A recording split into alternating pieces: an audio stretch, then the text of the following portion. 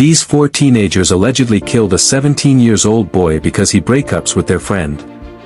Miguel had broken Isabella's heart with the casual cruelty only a 17-year-old boy can master. It wasn't just the breakup, it was the how. A public dismissal at a party, a few cruel jokes about her innocence to his friends, the callous return of a necklace she'd given him by dropping it into her lunch tray. He'd turned her deepest affection into a punchline. Isabella was shattered, a ghost of her former self, and she retreated from the world. But Isabella had a coven.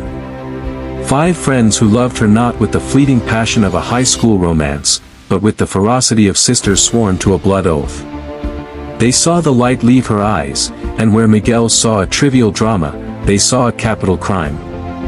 They met in Luna's garage, which smelled of oil paints and old wood. Luna, the artist, was the first to speak, her voice unusually steady.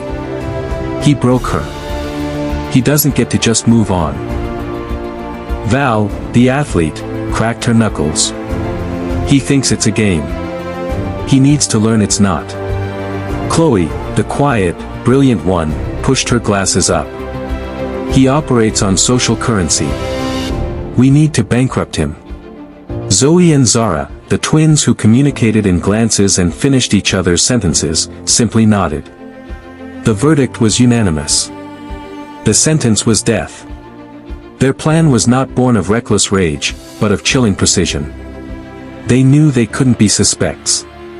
It had to be an accident. A tragedy. The first phase was orchestrated by Chloe.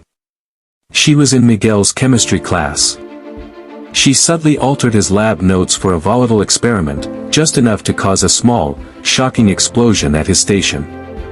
It was a warning shot, meant to shake his confidence. It worked. He was jumpy, paranoid. The second phase was social. Zoe and Zara, with their vast network, launched a whisper campaign.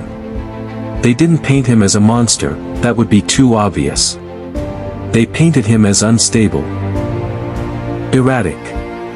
They spread stories about him sleepwalking, having panic attacks, talking about not being able to take it anymore. They built a narrative of a boy on the edge. The third phase was Val's.